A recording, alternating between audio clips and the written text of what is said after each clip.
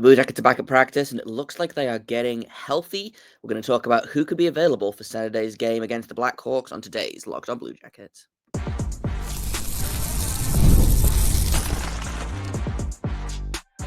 You're Locked On Blue Jackets, your daily podcast on the Columbus Blue Jackets, part of the Locked On Podcast Network, your team every day. Hello, and welcome to Locked On Blue Jackets, part of the Locked On Podcast Network, your team every day. I am, as always, your host, Jay Foster, here to give you the good, the bad, and the ugly about your favorite team and mine, the Columbus Blue Jackets. Before we get started, I want to thank everyone for making this your first listen of the day every single day. Locked On Blue Jackets is free and available on all podcast platforms and over on YouTube. Now, Four Nations is not over yet. The championship game is tomorrow night, so obviously we will still be rooting for Zach Werenski specifically in that, but all the other Blue Jackets are back at practice. So I thought we would talk about who's there, who's not, and what this means for Saturday's game. So Blue Jackets are, if you squint, Blue Jackets look like they're getting pretty healthy. And honestly, you don't even have to squint that hard. Before the break, the Blue Jackets were missing Dante Fabbro. They were missing Kirill Marchenko. They were missing Igor Chinikov, Sean Monahan, Boone Jenner, Eric Branson, like a not insignificant list of names, right? But people were talking who's available, who's not, who could be healthy. Like, we haven't seen Igor Chinikov in like 2 months, which is starting to worry me a little bit. But we'll see where we're going from there. And he was not on practice. He was not on the ice at practice this morning. However, guys that were on the ice at practice this morning: Boone Jenner, Kirill Marchenko in his fancy new bubble, and Dante Fabbro as well. And this is really, really good news. The Fabbro news specifically is really promising. I think everyone kind of suspected that Kirill Marchenko would be around now-ish, despite the fact that he broke his jaw like 2.5 weeks ago. But he's on the ice. Boone Jenner is on the ice, and he's been skating with the team for a while now. I think he started skating with them a couple of weeks before the break, which again, great news.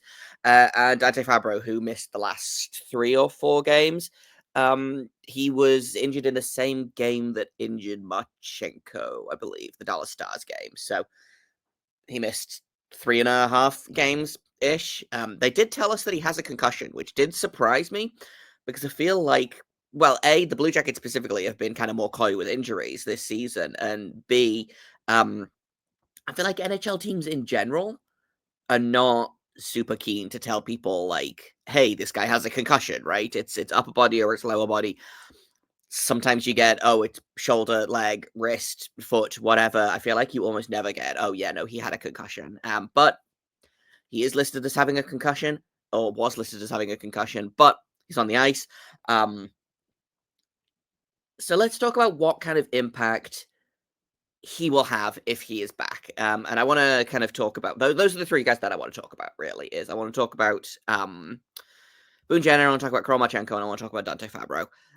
Now, Dante Fabbro is the least likely for me to be available for Saturday's game. However, I will say, actually, before we get started with all of that, is obviously it's not a full practice.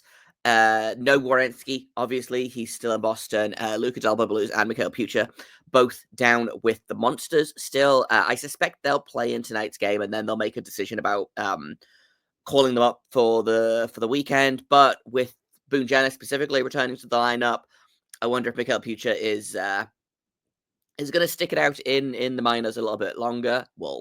We'll find out. I like to think that Luka Delba Blues will be up until Monahan returns at least, but again, we'll cover all that in just a second here. But Dante Fabbro was rotating on the third pairing at in practice this morning. So the defense pairings, you've got Matejchuk and Provorov, Christensen and Severson, and then you've got Fabbro, Harris, Johnson rotating in on that third pairing. I don't know whether this means that Fabbro is not 100% ready to go yet, and they're just kind of seeing how it's going for him.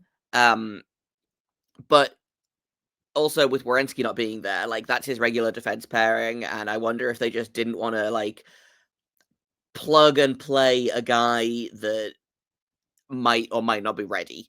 Like if Fabbro doesn't have his regular defensive partner, and you're not sure if he's ready to go, then yeah, rotate him in on the third line.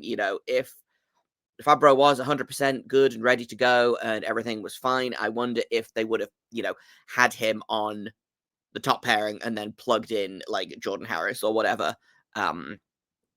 just to as a placeholder for Werenski specifically, right? Like you see that a lot is guys miss games due to like maintenance or what, not games, guys miss practice due to like maintenance or whatever, and you just plug the 13th forward or the 7th defenseman in on his spot, and everyone like loses their mind about it for a second, and then you're like, no, actually, like this is fine.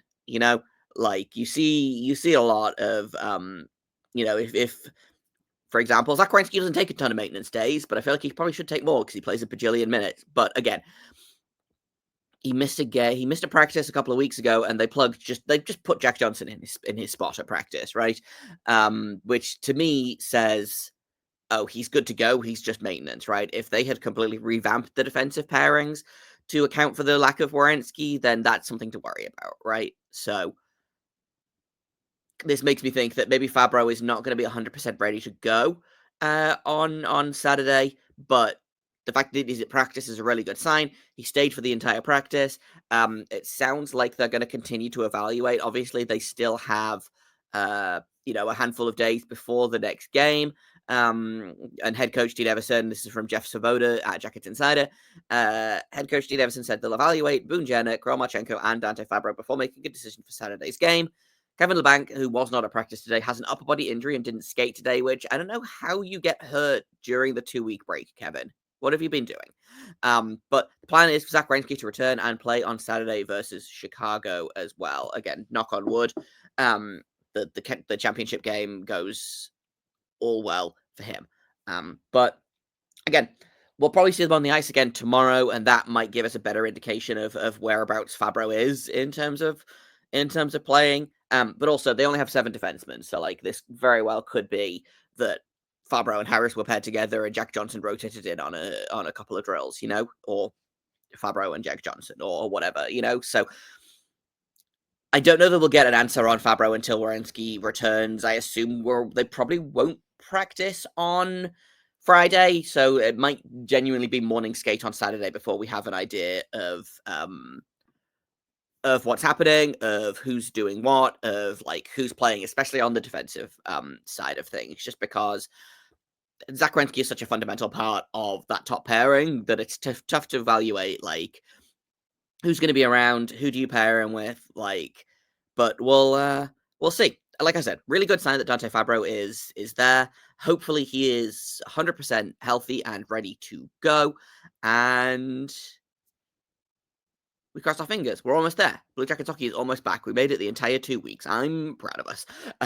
Let's take a quick break, and then when we get back, let's talk about Kirill Marchenko, who was also a full participant in practice. And again, really, really encouraging signs. We'll talk about him in just a second here on Locked On Blue Jackets.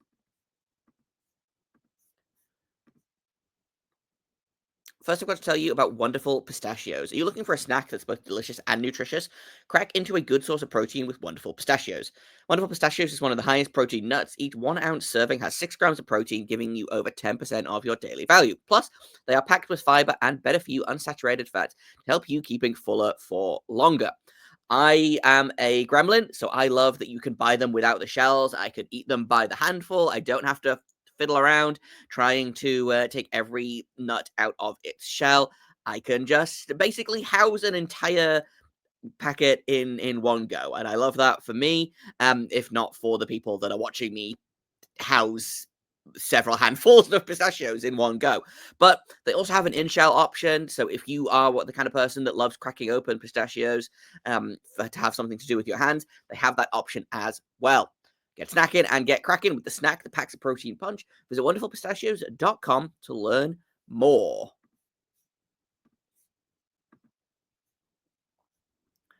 Welcome back to Locked On Blue Jackets. Let's talk about Kirill Marchenko, who broke his jaw in Dallas on, what was it, like February 3rd, February 5th. So it's been like I think it was 2 weeks yesterday that he broke his jaw. I am pulling up the schedule right now. It was 2 weeks on Sunday. So we're at about 2.5 weeks right now. It'll be just under 3 weeks by the time the Blackhawks come to town on Saturday. However, 3 weeks is a really short amount of time for a broken jaw, and I understand that they fitted him with this, like, reinforced, he's got one of those really hilarious looking, like, half visor, half bubble things, which looks like it's basically just a regular visor on the top, and then there's a gap for his nose, and then his jaw has this, like, reinforced plastic, around it, which is I don't know whether that, like, impacts, like, breathing or vision or something like that. I know that those are the 2 big things about, like, well, people don't like the bubbles because it impacts their breathing.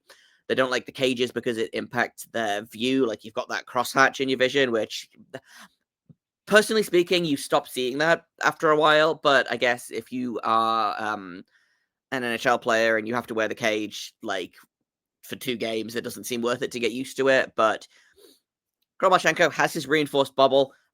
He is back at practice again, was a full participant, and unlike Dante Fabbro, he's slotted right back in on the top line. There is no placeholder for Kirill Marchenko. They have taken Ken Johnson off the top line. We have got the Voronkov Fantilli Marchenko line back, which again to me is a really, really good sign for Marchenko being available because if he was again just kind of skating to skate, I think he stayed in Columbus during the break to like skate and get treatment on said broken jaw.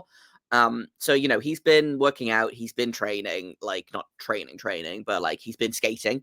Again, I guess to get used to the bubble, to see how again, I can't imagine it's like super comfortable to be out of breath when you have a broken jaw. But we'll see. But this is a really, really good sign for Marchenko, for the team, because you the team really started to falter going into the Four Nations break, and part of that I think is you lost your leading scorer, and you lost like your second best defenseman, and your number one center is out, and it all started to add up. But I feel like Fantilli was a really great replacement for Monahan. Kent Johnson, I think, is a good replacement for Marchenko, but I think the lack of Marchenko impacted Voronkov a lot. And when you can't communicate really with one third of your line, it gets tough. And I think Voronkov understands more English than he lets on. I think he does the Evgeny Malkin thing of pretending he doesn't speak English, so he doesn't have to speak to the media, right? But even if he doesn't speak a lot of English, because speaking English is tough, I think he probably understands more than he's letting on. In the same way that, like, I understand way more French than I can actually talk, right?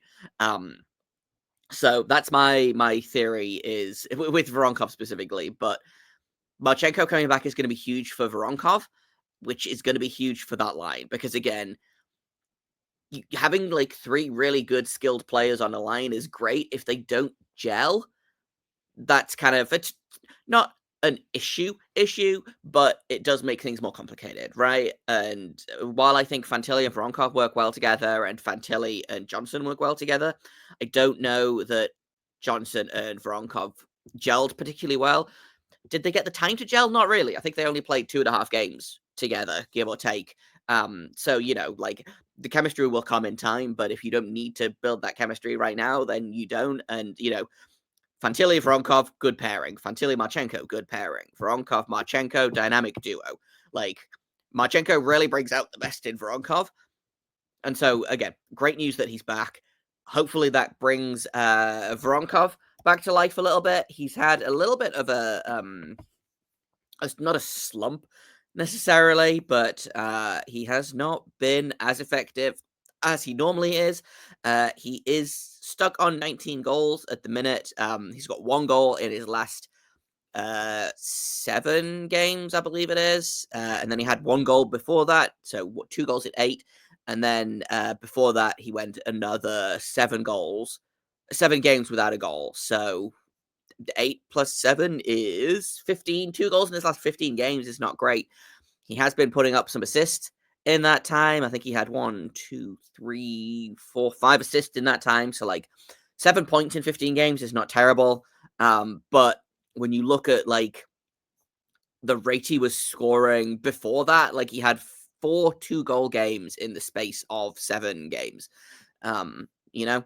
Uh, so hopefully they can. Do I think he'll get back up to that pace? No, but having Marchenko back is great because I think it's going to open up room for Voronkov to score more goals, basically. And again, Voronkov does he plays a similar role that Boone Jenner has been playing for a while. Which is he just kind of parks himself in front of the net and makes himself big. And like, dude is 6'5", 230 pounds. Big dude. If he parks himself in front of the goalie, like that's tough to see around. And Boone Jenner scored a lot of goals like that last year. He stole a lot of Patrick Laine, specifically his goals over the past couple of seasons. So like, not that I think it's stealing goals necessarily, but having Marchenko to shoot and Voronkov there to tidy up the rebound is going to be, again, great news for that top line, who were getting a little bit snake bit in the last handful of games. And I think Marchenko coming back is the most important of these 3 players, to me anyway. So that's why it's great news that he is, like, A, full participant in practice, and B, is on that top line, which to me says he's ready to go, he's ready to play. Now, that could just be, again, testing the waters, seeing how he handles that, top line level practice. You do a lot of heavy lifting in practice if you're in the top 6, right? So it could be that they want to see how he responds to that. My guess is he'll get some treatment later today. They'll ask how he's feeling. It can't be tough to keep weight on and to eat properly and like fuel yourself properly with a broken jaw as well. So my guess is they want to see how a full intensity practice copes when he's probably not getting the correct, like, it's tough to eat a lot of food is the thing. And, the amount of food that these guys have to eat, like, it baffles me. Like, I rode crew in college briefly, and they were like, yeah, you should be eating about 6,000 calories a day. And I was like, this is impossible. I'm dying. And, like, you get used to it after a while, but it can't be easy to eat 6,000 calories when you're on, like, smoothies, protein shakes, and, like, blended food, soft mashed potatoes, things like that, right?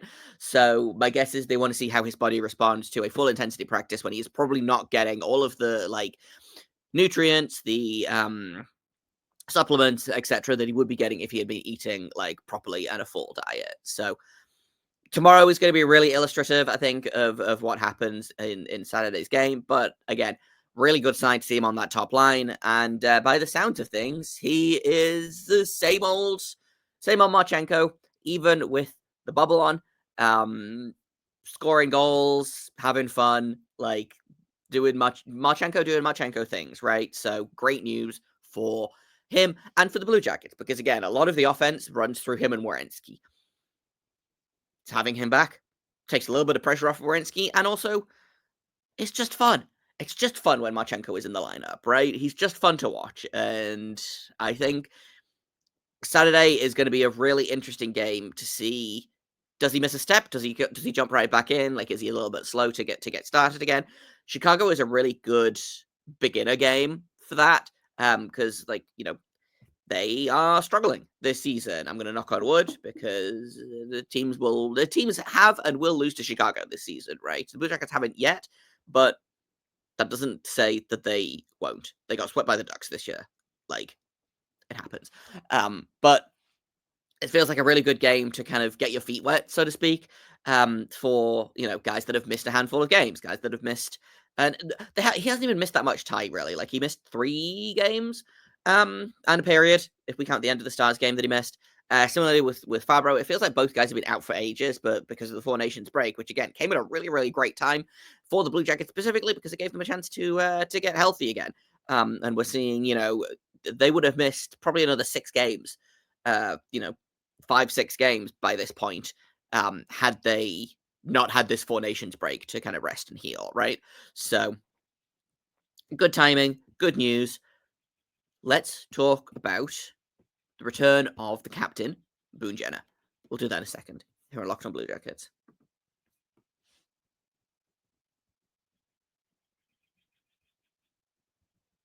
Welcome back to Locked on Blue Jackets. Let's talk about Boone Jenner, who has not played yet this season, which feels wild to me. Making your season debut on February 22nd, like, you're going to play the 25 games. Like, obviously, that's not a reason to, shut him down, and I do think having him back before the outdoor game, before the trade deadline, is going to be really crucial because they are treating him out almost like a trade deadline acquisition, right? Which in another world, he probably is potentially on the move around this time. If the Blue Jackets are, in the lottery rankings again, Boone Jenner, perfect guy for the deadline. Like, teams love to pick up a guy like Boone Jenner at the deadline because of, he plays hard and he plays with grit and he crashes and bangs around and he wins face-offs. And, these are all things that teams want to pick up for depth, for playoff depth, right? So adding him back into the mix is a really crucial aspect of the game for the Blue Jackets. Boone Jenner last season finished 4th in team scoring, points-wise. He had 35 points in 58 games before getting shut down at the end of the season. And he had 22 goals in 58 games as well, which was good for second on the team. Only Kirill Marchenko had more than him. I do not expect him to come in and immediately start scoring goals and putting up points, mostly because I think he's going to play a smaller role this year, which is good, which is what he should be doing. Boone Jenner is, in a perfect world, Boone Jenner is like your third-line left wing, right? He's playing, he's on the second line for practice, which again is a good sign because I don't know why you would have two guys in the top 6 that maybe can't play. Like, my guess is that Boone Jenner is definitely playing, Marchenko is almost definitely playing, Fabbro is a big maybe, and we'll know more kind of in a couple of days' time. Boone Jenner is almost 100% ready to go, in my opinion. And again, putting him on that second line, I think is going to be, I don't hate it, right? He's the best option that they have of the healthy players right now. In a perfect world, I would love to have Igor Chinikov there, put Jenner down with Danforth and Olivier, and see what happens there. But Jenner, Sillinger, Johnson is a fun line. I think Jenner's going to do, the dirty work. Sillinger has become a really good two-way center. And Ken Johnson's the skill guy, right? So they don't need Boone Jenner to be the skill guy anymore, which, they don't need him to be their first line center. They don't need him to be the skill guy. They don't need him to be the guy that scores all of the goals.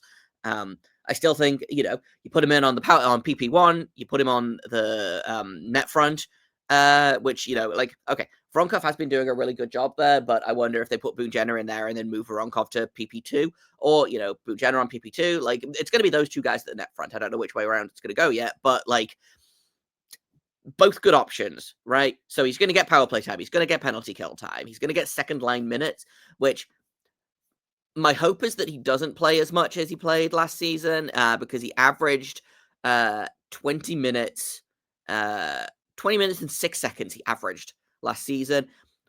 Played the 4th most ice time. He played more on average than Johnny Gaudreau last season, which to me kind of speaks again to just the absolute nightmare center depth that this team has had for a billion years, but also due to just how much Pascal Vincent loved to play Boone Jenner, which drove me wild. The only players that played more than him, Zach Werenski, Provorov, and Severson. He even played more minutes than Eric Branson, who played a lot of minutes. So my hope is he plays less than that. Like, my ideal for Boone Jenner is like 15 minutes. Maybe a little bit more, maybe a little bit less. Last season, Cole Sillinger played an average of 16:07. That's about the level that I would want from Boone Jenner, frankly. And if you can get, like, again, there's how many games have the Blue Jackets played? 60-ish? So there's 22 games left, I think.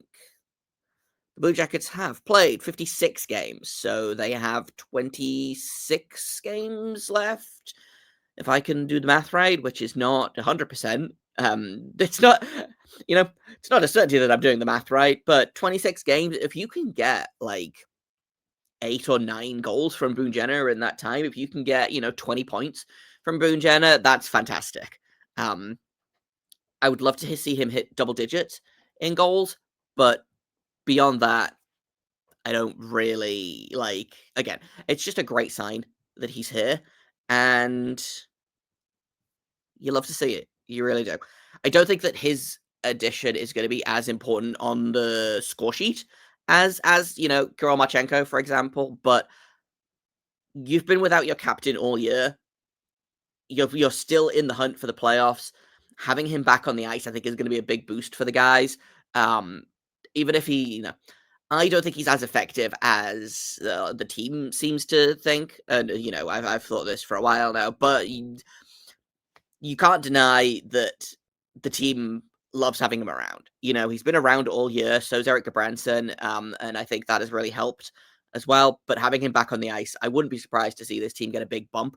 In the same way that you get that new coach bump when the team fires the coach and brings someone else in, and this is not a 1-to-1 of that situation, right? But having him back, I think, could give the team a boost. And again, if he's their trade deadline acquisition, all the better, because you got a middle six player and you didn't even need to give anything up for him, right? And if it turns out he's not ready to make an impact, the trade deadline is, I always want to say it's March 4th, but I think it's March 7th. You have 4 or 5 games to evaluate. If you need to go out and get someone because Boone Jenner's not ready to go after missing the last 6 months of the season or whatever it is, 4 months of the season, you can do that. You've got time. So having him back now again is crucial and great news. So we'll, things are generally looking up in CBJ land. I would love to see Gochinikov back on the ice. But beyond that, again, this team is looking pretty healthy all of a sudden. I don't know that we see Erik Gudbranson before the end of the season. Again, that might be a playoffs thing. Which again, adding a body that can play minutes in the playoffs is important. And I would love to see Sean Monahan back. I miss him. But beyond that, this team is looking pretty healthy, which is great news. We wait and see what happens post-practice today, post-practice tomorrow. We cross our fingers. We wait for Werenski to get back, and we're almost there. 4 more days, and we have Blue Jackets hockey. It's going to be good. That's all I've got for today. Tomorrow I'll be back with another episode of Locked On Blue Jackets. I've been Jay Foster. You can find me on Twitter at _Jacob Foster, JAKOBFORSTEI. You can find the show at LO_Blue Jackets. If you have comments, questions, criticisms, you can email me at lockedonbluejackets@gmail.com. Thank you once again for listening, and until tomorrow, make sure you stay locked on.